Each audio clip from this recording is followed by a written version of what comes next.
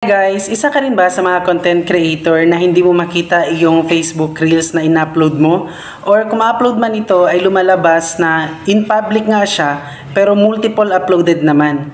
So yun guys, napakadaling paraan lang ito para makita mo na ang iyong in-upload na Reels sa iyong wall or sa iyong mga videos. Watch this guys kung paano ko nagawa. So yan, hindi ko nga nakikita yung mga in-upload ko na reels sa aking Facebook app. Dito ako nag-upload sa Instagram. Kung wala ka pang Instagram, mag-upload ka lang sa Play Store since meron akong Instagram.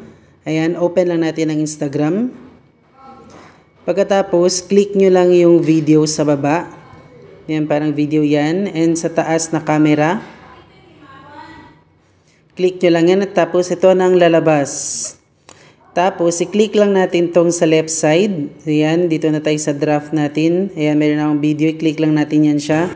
Tapos, kung gusto mo lang makita na may post, kahit just type mo lang yan siya. Kahit anong gusto mong i-type dyan. So, kung Milo, tayo. Ayan.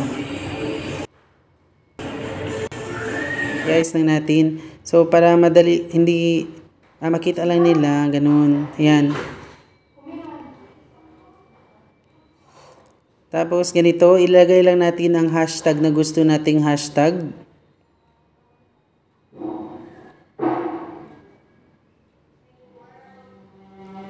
Ayan, ito lang ilagay ko, Milo for life and Milo after work.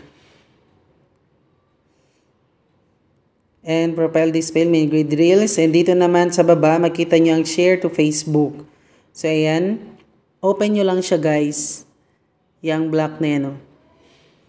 And, share to Facebook, share nyo na. Tapos, sharing to reels. Yan natin. So, ayan guys, tingnan natin kung na-upload ba talaga siya sa reels ko or nandun ba siya sa wall.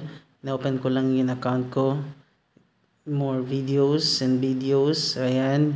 Yun nga, legit nga. Pumasok na talaga siya sa wall ko. And sa mga videos ko.